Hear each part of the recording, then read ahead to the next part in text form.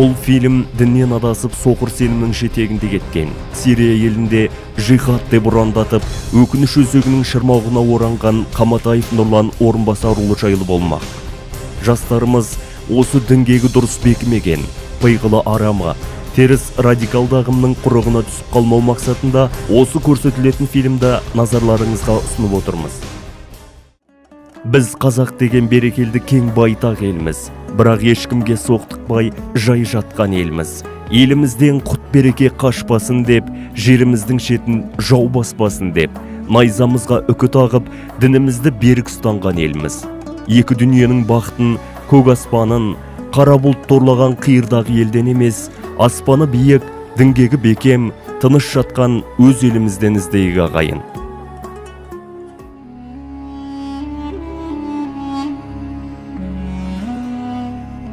Дін жаратушы мен адам арасын жақындастырушы, һәм байланыстырушы ілім. Дін бар жерде мейірімділік, ізгілік, бірлік берекеде табылады. Алайда ата-бабамыз аманатына қиянат жасап, тура жолдан адасып, ақыр аяғы басын қай жарға соғарын білмей дағдарған Қаматаев Нұрлан сияқты жандардың кездесуі біз үшін таңсық болып, таң қалдырудан қалды. Осы орайдан шын мәнінде оларға не жетпейді деген сауалдың туындауы анық. Соңғы кездер жаһанда жихад деген сөз жиі айтылатын болды. Арабтың бұл сөзіне біздің қоғамның да құлағы үйренді. Бірақ байыбына бармай жатып, жихад десе шошитын болдық, дүрлігетін болдық. Жер жүзінде жарылған бомбалар мен жанкештілердің бейадами әрекетін жихад деп бағалайтын болдық. Өйткені исламға күйе жаққыштар мен әсіресе діншілдер жихад сөзін соғыспен байланыстыратынды шығарды. Жихад деген нәрсең бірінші өзіңді түзеу, іштегі дүниеңді түзеу, ішкі нәпсіңді жеңу. Қазір жихад сөздің мән мағынасын исламға дұшпан адамдар өзгертіп алған. Олар діни білімі жоқ, дінге келген жастарға теріс пәтуа беріп отыр. Қасиетті Құранда жихад сөзі 35 жерде өткенімен 4 жерде ғана тікелей соғыс мағынасында келген. Сондықтан соңғы кездер теріс бағыттағы ақпараттың кесірінен көбі жихадта қару алып соғысу деп бір жақта түсінеді.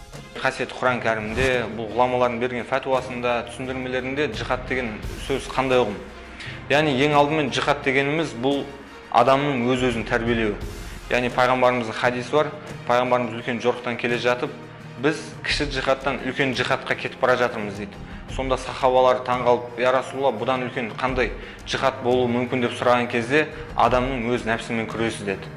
Ал ислам танушылардың айтуынша жихад ең әуелі өзіңді түзету, ішкі дүниеңді, жүрегіңді тазарту, болмысыңды қызғаншақтық, қанағатсыздық, сабырсыздық, жалқаулық, тәкаппарлық секілді күллі жаман қасиеттерден арылтып, олардың орнын көркем қасиеттермен толтыру. Қысқасы, нәпсімен әрдайым үздіксіз күрес деген сөз. Бүгінде біздер осы дініміздің негізгі құндылықтарын насихаттау арқылы халықтың арасында бейбітшілік, ынтымақ бірлікті насихаттаудамыз. Жалпы жихад бұл ауқымы кең түсінілетін дүние. Жихад нәпсімен жихад бар. Жихад мал дүниесімен зекет ету арқылы бар. Жихад сөзі бұл ілімде бар ықыласын салып, ілім алып, елге қызмет деген істеу керек деген мағынасы бар. Қаматаев Нұрлан Орынбасарұлы 1974 жылдың қазан айының 8-ші жұлдызында оңтүстік Қазақстан, қазіргі Түркістан облысы Мақтаарал ауданында дүниеге келген. Еш жерде арнайы діни білім алмаған. Қазақстан Республикасы қылмыстық кодексінің 233 бабының 2-ші тармағы, яғни террористік топ құру, оған басшылық ету және оның қызметіне қатысу бойынша кінәлі деп танылып, 6 жылға бас бостандығынан айырылды. Кіндік қаны оңтүстік Қазақстан облысы, қазіргі Түркістан облысы Мақтаарал ауданында тамған. Қаматаев Нұрлан 2011 жылы ислам дінін қабылдап, 5 уақыт намазға жығылды. Құран сырларына, діни әдебиеттерге терең үңілген сайын айналадағы өмірге деген көзқарасы түбегейлі өзгерді. Алайда Нұрлан шынайы ақиқатта араға уақыт салып, әлем ғалымдары мойындаған діни кітаптардан емес, өз бетінше ғаламтордан және дүмше ғалымдар жазған белгісіз кітаптардан іздеуге кіріседі. Дінгеге дұрыс бекмей жатып, бақыты беймәлім ағымның жетегіне ілескен Нұрлан, о баста ұсталған Әбу Ханифа жолынан айнып, көп ұзамай көзқарасы өзгеріп шығады. Көп сұрақтарға толық мәлімет ала алмадым ол кезде. Или мен өзім дұрыс іздемедім ба, өзімнің кінәм ғой енді былайша айтқанда. Сонымен жартылай әрқайсысынан бір алып кете берген соң өзім ізденейін деп шықтым одан. Не ілім іздеймін деген соң бір ой болды өзімде де. Сонымен Мысырға кеттім, Египетке. Сол жерде балдардың бәрі оқып жатыр екен, ілім алып жатыр екен. Сол жерде дұрыс біледі екен, және арабша тілмен оқысаң. Сонымен сол жаққа бел будым. Бірінші өзім кеттім, 12-нің декабрь айында. Сонымен ол жақта бір айдан кейін көріп, жайғасқансын бала шағамды тартып алдым. Міне, кең ойламай кем ойлайтын кейбір қандастарымыз қазір тар түсініктің шыңырауынан шыға алмай, отанын қорғап, отбасын асырауының орнына қолға қару алып шекара асты. Қаруды сол жердегі сол местный жігіттер, сол жердегі кісілер, сол өздері жәндегі уақытша береді, жәндегі барған жеріңе жәндегі рибат дейді. Қосатылып қойған дейді ғой, өздерінің жәндегі алған жер, демократтардың жәндегі алған жерлерін қорғайды дейді. Жәндегі әр азамат, келген азамат сол жерге келгенсін, жәндегі өзінің борышын атқару, как смена ретінде, жәндегі график болып қойған, жәндегі барасың. Мен сол барғаным бар. Қазіргі кезде интернет, дүмше имам, скайп шейхтардың дүдамалы пәтуаларын тыңдаған кейбір жастарымыз жихад деп Сирияға бала шағасымен аттанып, ол жақта не таппақ? Шеттей балаларының тағдыры не болмақ? Сирия басқаша ғой енді. Соғыс болып жатқан жер кішкене үрей болды менде. Енді күйеуім осылай бәрі жақсы болады деген соң солай жүрдім. Барғаннан кейін көрдік. Ол айтқаның бәрі дұрыс болмай шықты. Онда еш нәрсе жоқ. Ешқандай ілімде жоқ ол жерде. Көп нәрсе қате болды. Балаларымыз қорқады, жан-жақта дауыстарды естіді, бомбалардың түсіп жатқан. Қайтаяқшы деп, мына жерде жүргіміз келмейді деп айтады. Бірақ бәрібір енді бөтен ел. Сонымен біз түсіндік енді қателескенімізді ол жерге барып. Нұрланның басындағы жағдай ана жүрегіне қатты батып, ауыр соққы болды. Онсыз да жаны жаралана, мәпелеп өсірген перзенті көз алдында өзгеріп сала бергенде қатты қиналды. Мен ол Сирияға кетем деген жоқ, Сирияға кететін де білмеймін. Кейін звондап тұрды, біз бірақ ол Сирияда емес бізде де. Қаяқты екенін бірақ айтпайды. Алла бұйыртса көрісерміз мұны, жыламаңыз деді. Бірақ Нұрлан өз інісіне үлгі болудың орнына өз бетінше кетті. Машина әкелуге кеткен Арабияға. Әкелем деп, сауда сатып болсын. Сол кезде өзгеріп келді, ол не болғанын білмеймін. 10 күн ба жүріп келді, сол кезде намаз оқып кетті. Әйтпесе бұл балам екінші баламда емес. Анасы үйдің үлкеніне көп үміт артты. Қатардан қалдырмады, оқуға түсірді, үйлендірді.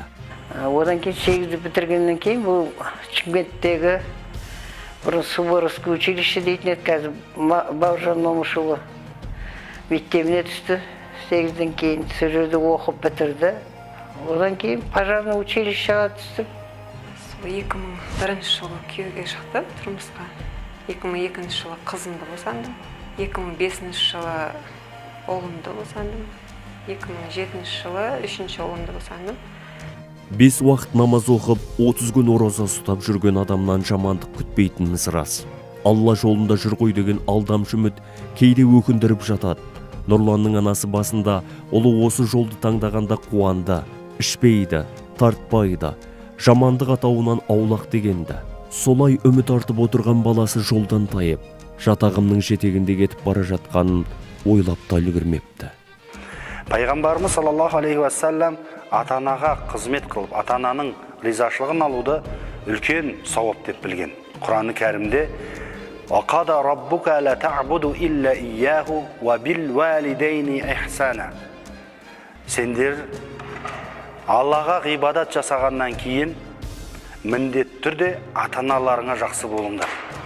Егерде олардың екеуінің біреуі қолдарында қартаятын болса, «Фәлә тақуллахума уффин» дейді. Оларға үф деп сөз қайтарушы болмаңдар дейді.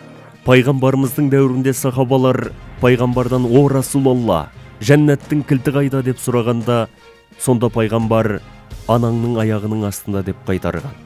Алайда Нұрлан анасының рұқсатын алмақ түгілі оларға қайда кетіп бара жатқандығын айтқан да жоқ. Ол анамның, әкемнің, ешкімнің рұқсатын алған жоқпын. Ешкімнен, туысқандардан да алған жоқпыз. Ол рұқсаттарды алған жоқпыз. Біздің дінімізде ата-ананы сыйлау парыз саналады. Дініміз дәстүрге ешқашан қайшы келген емес. Алайда дәстүрді жоққа шығарып, дін мен дәстүр бөлек дейтіндер көбейіп тұр. Пиғылдары арамы, қара жамылған содырлардың алдауына арбалып жүрген қандастарымыз ойламаған жерден от басып, туған халқына, өз отанына қарсы шықты. Еліміздің, яғни ол қай ұлт болмасын, қазақ болсын, өзбек болсын, тәжік болсын, яғни қандай бір ұлт болмасын, оның салт дәстүрін мүлде жоққа шығару. Яғни қарапайым мысалдар қазіргі таңда көріп жатырмыз. Біздің тарихымызда, өзіміздің салт дәстүрімізде бар беташар рәсім мысалы. Яғни келіннің сәлем салуы, яғни келінді халыққа таныстыру деген үлкен үрдіс бар біздің салт дәстүрімізде. Өкінішке орай бұл бағыттағы азаматтар бұны дұрыс емес, яғни бұл адамның алдында еліп жатыр, адам тек қана Алланың алдында елу керек. Бұл ширк, яғни Аллаға серік қосу деп біздің салт дәстүрімізді жоққа шығарып жатыр. Расында хадис бар, иннамал амалу бинният дейді, яғни әрбір амал ол ниетке байланысты дейді. Ол біздің жеңгелерімізден немесе келіндерден қандай мақсатта иіліп сәлем салып жатырсың десе, яғни үлкенге сый, құрмет мақсатында ғана екенін түсіндіріп айтып жеткізеді. Расында ислам мен біздің қазақтың ұстанатын салт дәстүрі ешқашанда қайшы болған емес. Яғни біздің ұстанып атқан Әбу Ханифа мәзһабы, біздің ұстанатын салт дәстүріміз бұл дінмен біте қайнасқан әрқашан. Яғни біздің салт дәстүріміздегі әрбір дәстүріміз, әрбір салтымыз тікелей шариғаттан алынып, осы шариғаттың шеңберінен шығып кетпейтіндей етіп жасалған. Ажал аймағына асыққан қазақстандықтар жихад ұғымын қате түсінгендердің әрекетіне не шықты? Жұмақтың кілтін жат елден іздеген жамағат қанды Сирияға аттанған Қаматаев Нұрланды алда не күтіп тұрды? Оң терісін білмейсің, жан-жаққа қарайсың. Тілді түсінбесең, басқаны түсінбесең, не болып жатқанын білмейсің жағдайдың. 5-6 айдан кейін уже Египет мемлекетінде де көп қақтығыстар болып кетті. Патшасын алып тастады, күнде демонстрация, бірден көшеде жүру сәл қиындау болды. Қой, Түркияға барайық, Түркияда дұрыстау, сол жерге барайық деп өзімді шештім мен өзім. Сонымен Түркияға келдім. Хош, сонымен Шам жеріне қалай кетіп қалған, қандай жолдар арқылы жеткенін түсінгендей болдық. Ендігі сұрақ, не үшін кетті?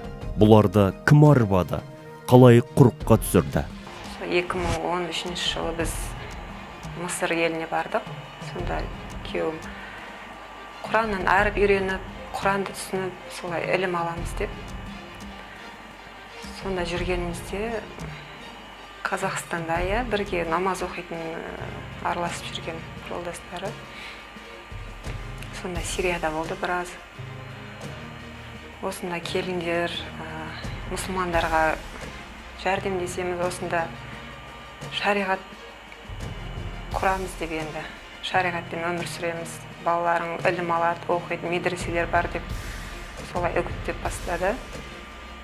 Содан біраз көктемде 2013 жылы Түркия елі арқылы біз Сирияға бардық. Аллах тағаланың адамзат баласына түсірген Құран аяттарының бірінде Аллах тағала сендерге еш уақытта қиянат жасамайды. Сендер өз-өздеріңе қиянат жасайсыңдар делінген. Не істеп жүрмін? Қайда жүрмін? Әйелім, бала-шағам не болмақ деген уайымға шомылып, Нұрлан өз-өзіне жасаған қиянат пен өкініш шырмауығына оранады. Өзімнің осы қателікке түскен, ең ауыр қате жасағанымды өзім өкінемін негізі. Ілім алмай, дұрыс алмай, біреулерге еріп, біріншіден интернет. Ең қазіргі ауыр мәселе, көп бауырлар қазір еліктеп, басқа елге барсам, бір жаңарып, бір жақсы өмір сүріп кетем деп ойлайды. Бала-шағамды ертіп барған қатем.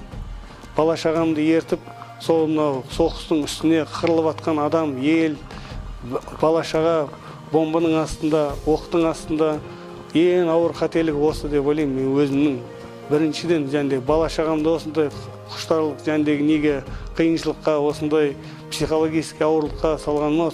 Ауылдан хабар жоқ, еліңмен хабар жоқ, әке-шешең не істеп жатыр, бауырларың не істеп жатыр. Олардан алыстап, елің тастадың, соған өкінемін.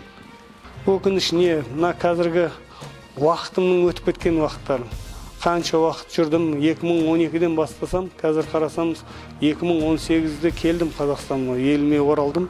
Сонша уақыттың ішінде розықта жүрдік, тығылып, қашып, әркімнен және қашан мен ұсталып қалады екем, қашан келеді екем, қай жерден кім менің жағамнан ұстайды екен, бөтен елде жүргенсін өз еліңдегіндей болмайды екен бәрібір. Қанша дегенмен ол, қанша айтқаның айттың, басқа дедің, жұмысың болсын, басқаң болсын, өз еліңе жетпейтін нәрсе. Жалған ұран жарға соқпай қоймайды. Бұған кейіпкеріміз толық көзі жетті. Ол ислам жолындағы басты күрес қарумен емес, жан дүниенің тазалығына бағытталу керектігін түсінді. Кейіпкерімізді бостандықта анасы, әйелі, бала-шағасы күтіп отыр. Қылмысын толығымен мойындап, түзелудің жолына түскен Нұрлан үшін туыстарының жанына қайта оралудан артық бақыт жоқ екендігін сезінді. Сирия басқа ел, басқа соғыс, басқа мақсат, қолға қару алу, қан төгіс, бейгүнә жандардың өмірін қию, ешкімге әбүйір алып келмейтінін Нұрлан өз көзімен көрді, көкейіне түйді. Байқағанымыздай, Қаматаев Нұрлан Сирияға барғандығын қате деп түсінген, жазадан қорқып, ұрыс даласында мәжбүрленіп, ит өліммен өлгенше өз өлімде маңдайға жазылғандығын көру әлде қайда артық екенін түсінді. Бастысы, бақыттың кілті өзге елде емес, отбасы ортасында, бейбіт аспанның астындағы өз отанында екенін ұқты. Біздер жәндегі іздеп келген нәрсеміз о жерде жәндегі былайша айтқанда біз таза өмір іздедік қой. Былайша айтқанда жәндегі өмір сүреміз, бір таза бір дін жолында бір жәндегі тазалықпен бір ештеңке ұрламайтын, ешкім алмайтын деп баратын нәрсеге барғанымыз рас. О жерде о нәрсені көрмегенсін, менің бала-шағамды айтатын, неге айтпайды? Біздің туысқандарымыз қаяқта, Қазақстанда, мен өзімді көп айтатын, біздің еліміз Қазақстанда, ертең біз бәріміз қайтамыз, бәрібір. Менің қатем сол, үлкен оларды сондай бір ауыртпашылыққа салып қойған. Көп мынау қалың өзімнің тумалас, жерлес, мынау ағайын дейміз, қазақ бауырларыма бәрін айтарым. Біріншіден, мына интернеттен келіп атқан мәліметтерге бәріне құлақ сала бермеңіздер. Менің қатемге ермеңіздер біріншіден. Сол қатенің бірінші қате сол. Алып интернеттен келген дұрыс емес мәліметтер, дәлелі жоқ, басқасы жоқ, бір бауыр айтты деген нәрсемен келіп, сондай нәрсеге қатерге түсіп қалмаңыздар мен сияқты. Тарихта бабаларымыз бір-бірімен жауласқан ағайындарда бөлінгенді бір жер деп шешендікпен, сабырлықпен, ақылды ойға салып тоқтатқан.